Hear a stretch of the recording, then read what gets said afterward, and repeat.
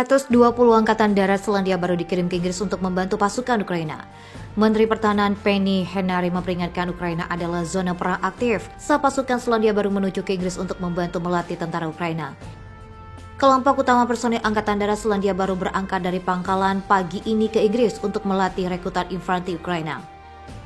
Pemerintah mengumumkan bulan ini bahwa Selandia Baru mengirim 120 staf pertahanan lainnya di Inggris untuk membantu melatih tentara Ukraina untuk bertahan melawan Rusia setelah selesainya pengerahan 30 personel sebelumnya.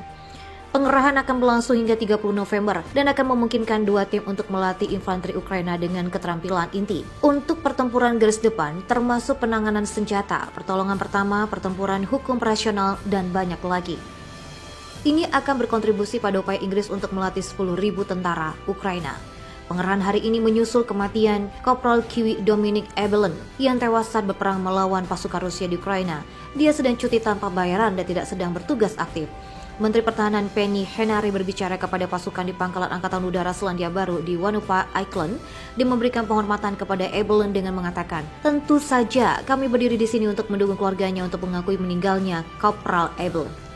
Mantan Henare yakin dengan orang-orangnya akan segera menuju lepas pantai. Ini akan menjadi sesuatu yang ada di pikiran mereka dan tentu saja turut berbela sungkawa, tetapi juga melihat bagaimana Selandia Baru dapat membantu Ukraina secara efektif selama masa-masa ini. Henare juga mengatakan warga Selandia Baru di seluruh dunia harus diperingatkan bahwa Ukraina adalah zona perang aktif. Pihaknya telah menjelaskan dengan jelas bahwa ada pemberitahuan tidak boleh bepergian untuk Ukraina dan itu tidak akan tetap berlaku. Henare mengatakan mereka yang memilih untuk pergi ke Ukraina harus memahami kemampuan Selandia Baru untuk menjangkau dan mendukung melalui upaya konsuler hampir sudah tidak ada.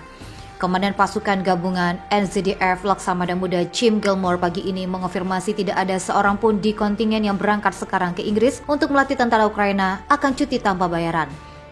Dia mengatakan cuti tanpa bayaran adalah sesuatu yang diambil personel angkatan bersenjata ketika mereka ingin pensiun dari karir mereka. Dan juga mengungkapkan bahwa resimen saat ini yang dikirim sangat terampil untuk melatih tentara Ukraina. Ini adalah kesempatan nyata bagi Selandia Baru untuk mengasah keterampilannya sambil melatih orang lain. Gilmore mengatakan pelatihan ini berarti pasukan Ukraina lebih aktif di medan perang, tetapi juga memiliki kemampuan yang ditingkatkan untuk dapat bertahan di medan perang itu dan menjadi mematikan saat mereka berada di sana. Pada 15 Agustus kemarin, Perdana Menteri Jacinda Ardern mengumumkan bahwa 120 tentara Selandia Baru lainnya akan dikirim ke Inggris untuk membantu melatih angkatan bersenjata Ukraina untuk perang proksi AS dan NATO melawan Rusia. Pasukannya akan difokuskan untuk pelatihan infanteri khususnya pertempuran garis depan, termasuk penanganan senjata, pertolongan pertama pertempuran, hukum operasional, dan keterampilan tentara. Mereka akan bergabung dengan tentara dari Inggris, Kanada, Swedia, Denmark, Finlandia, Latvia, Jerman, dan Belanda yang semuanya menyediakan pelatih. Dalam 6 minggu terakhir, lebih dari 2.300 rekrutan sipil Ukraina telah melewati program tersebut dan Inggris telah berjanji untuk melatih 10.000 pada bulan Oktober nanti. Pada bulan Mei yang lalu, Selandia mengirim 30 personil angkatan pertahanan untuk menginstruksikan pasukan Ukraina dalam penggunaan artileri. Pasukan Selandia Baru juga telah ditempatkan di Jerman dan Belgia, terlibat dalam mengordinasikan pasukan untuk Ukraina dan membantu operasi intelijen yang tidak ditentukan. Jumlah total pasukan Selandia Baru yang mendukung Ukraina akan meningkat menjadi 224. Ini menjadikannya pengarahan militer terbesar Selandia Baru dalam beberapa dekade, melebihi jumlah yang ditempatkan pada satu waktu di Irak dan Afghanistan selama perang kriminal yang dipimpin AS di negara-negara tersebut.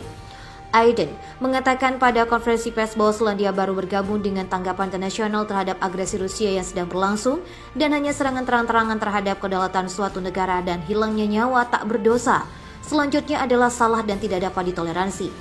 Pernyataan-pernyataan ini menggemakan narasi palsu dan munafik Washington tentang Rusia yang bertanggung jawab penuh atas perang. Faktanya, invasi berbahaya dan reaksioner Putin ke Ukraina sengaja diproduksi oleh kekuatan AS dan Eropa yang mendukung kudeta sayap kanan pada tahun 2014 yang menggulingkan pemerintahan terpilih Viktor Yanukovych. Hal ini memicu pemisahan Kirma dan perang saudara dengan separatis pro-Rusia di Ukraina Timur.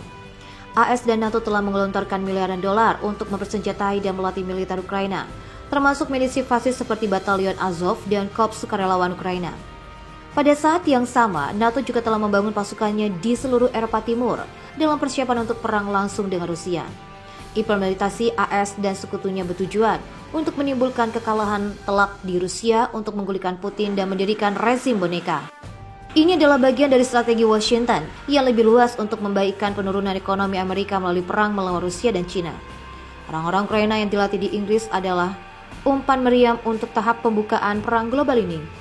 Pencegahan pelatihan adalah bagian dari serangkaian tindakan dalam menanggapi invasi Rusia pada 24 Februari di tetangga selatannya yang telah mencakup lebih dari 370 juta dalam bentuk dukungan keuangan dan sanksi terhadap 840 individu dan entitas.